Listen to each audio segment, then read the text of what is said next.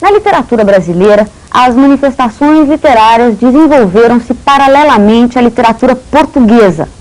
Houve, naturalmente, alguns elementos de diferenciação ditados pela maior ou menor frequência do sentimento nativista, quando autores da era colonial procuravam dar o tom nacionalista às suas obras. Predomina nesse período uma literatura sobre o Brasil, feita pelo colonizador português. E o primeiro documento literário é a conhecida Carta de Pero Vaz de Caminha, escrita em linguagem fluente e poética. Aí, pessoal, literatura brasileira. Aula passada nós conversamos sobre a periodização. Demos, digamos, uma visão geral, uma visão panorâmica da literatura brasileira. Pode ser até uma coisa maçante, uma coisa cansativa, mas é importante porque vocês tenham uma visão geral, uma visão global, globalizante do que é a evolução histórica, a evolução literária do Brasil.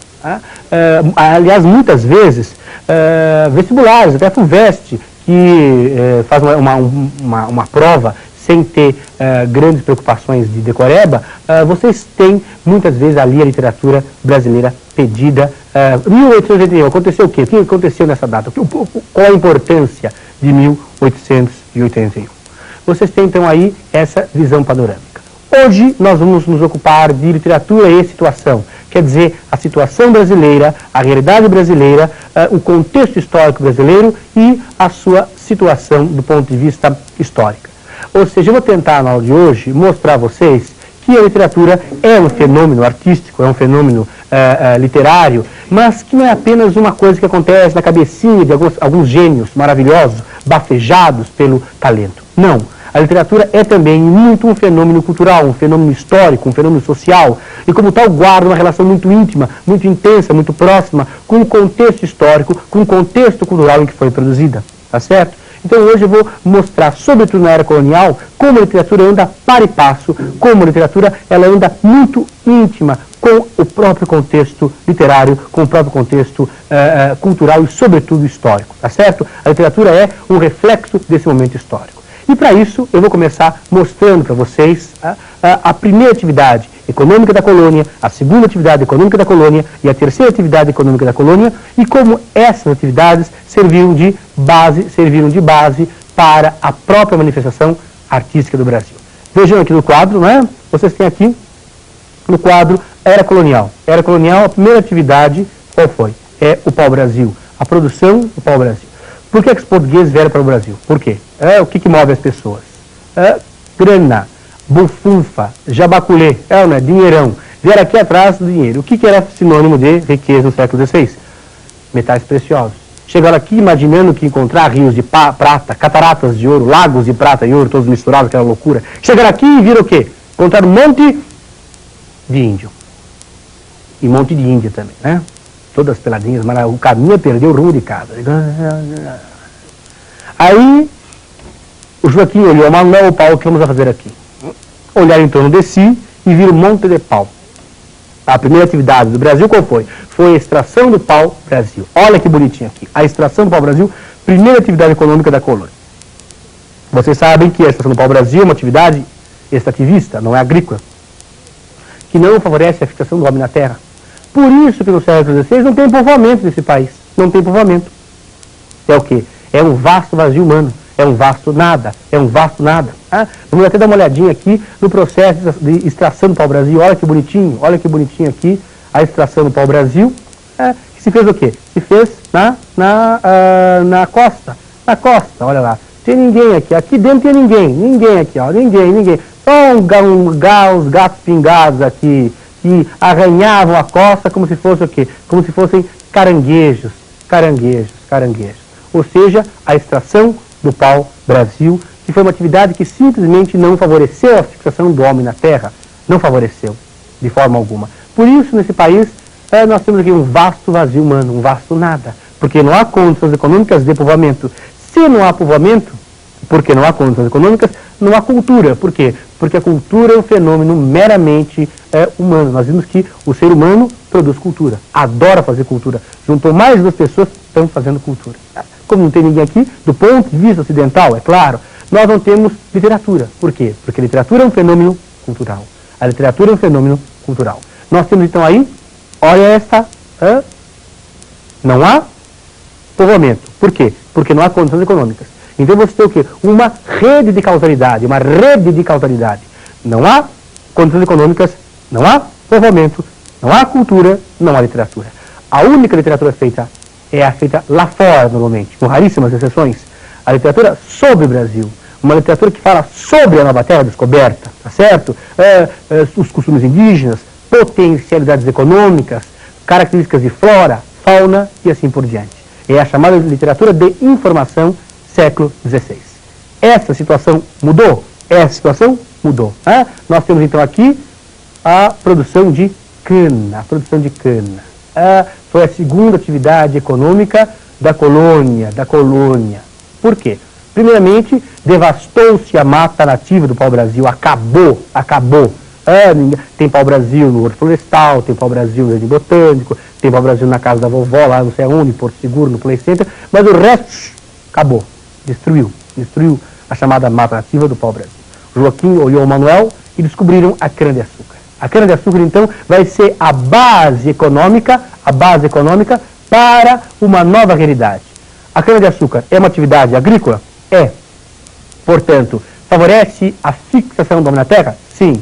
Preciso preparar a terra, plantar, esperar, colher e transformar o que eu colhi em algo viável economicamente. Por agora nascem condições econômicas para o povoamento do Brasil.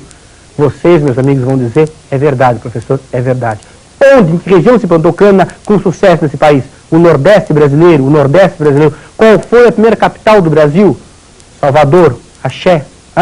Ou seja, lá teremos o primeiro centro econômico, o primeiro centro político e o primeiro centro o quê?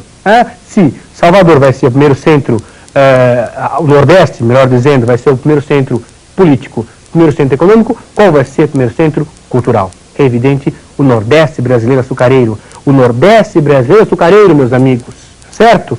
Agora, quem é que me diria um nome importante de algum escritor dessa época? Rapidamente, Gregório de Matos, o grande boca do inferno, que andava pelas ruas de Salvador, peladão, com uma banana no pescoço. Ou então o Padre Vieira, o grande catequista, o grande jesuíta Padre Vieira. Esses nomes vivem, produzem onde?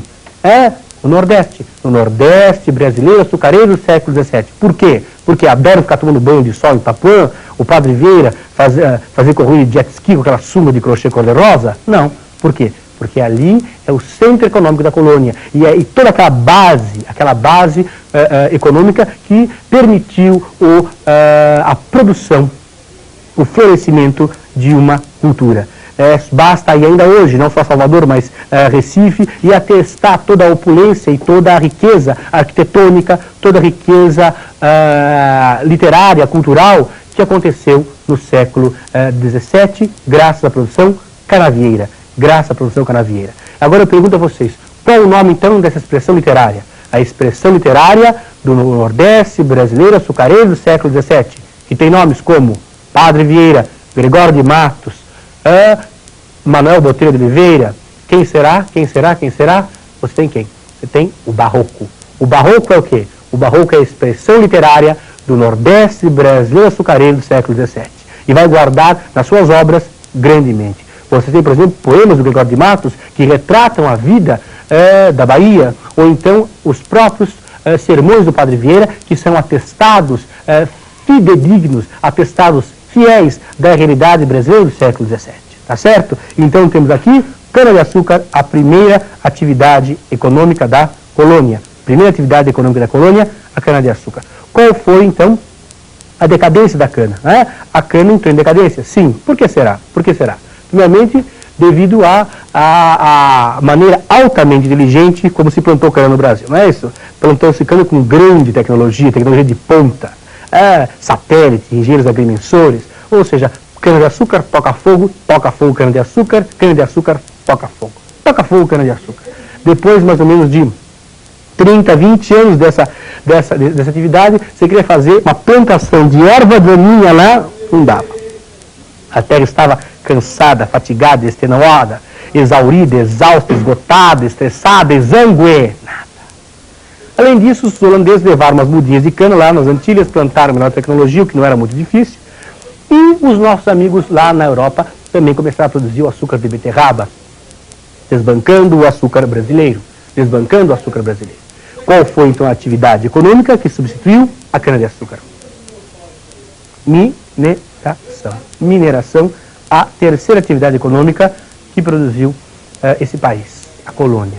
Pergunto a vocês, a mineração é uma atividade agrícola? Não, professor, ninguém tem um dia de ouro em casa, pé de safira no Xaxim, pé de esmeralda, plantação de turmalina. É o quê? É uma produção, uma atividade econômica essencialmente extrativista. O extrativismo vegetal é diferente do mineral, produz pouquíssima riqueza. Agora, meus amigos, o ouro desse país produziu uma sociedade rica, opulenta, milionária. Quem for hoje, ainda hoje, a Sabará, Congonhas do Campo, Mariana, Ouro Preto, São João del Rei, ainda vai ser capaz de atestar a riqueza, a opulência que essa produção do ouro, que a atividade mineradora pôde fazer. Então vocês têm aí o mundo brasileiro do século XVIII. E aí, pergunto a vocês, quem é que me dizia o nome de um poeta, de um escritor dessa época? Todos, certamente, claramente, aí em casa estão dizendo Cláudio Manuel da Costa, Tomás, Antônio Gonzaga, Silva, Alvarenga Peixoto, Basílio da Gama, são nomes que vivem, produzem onde? Vivem e produzem na caridade mineradora. Vamos dar uma olhadinha aqui e algumas cenas importantes, não é? Aqui vocês têm um engenho do século XVII. Engenho do século XVII, lá no nosso amigo Nordeste, século XVII, tá certo? Depois vocês têm a mineração no século XVIII. Século XVIII, olha aqui a extração do ouro no século XVIII brasileiro. E essa extração do ouro produziu uma riqueza extremamente grande, extremamente forte. Tá? E esse mundo minerador foi responsável por uma sociedade igualmente rica. Cláudio Manuel da Costa, Tomás Antônio Gonzaga, Silva, Alvarenga Peixoto, vivem e produzem onde? Nas Minas Gerais. Até participam da Inconfidência Mineira. Vejo aí a participação histórica de nomes ligados à literatura. Participação histórica decisiva, apesar de motivos meramente pessoais, mas participaram.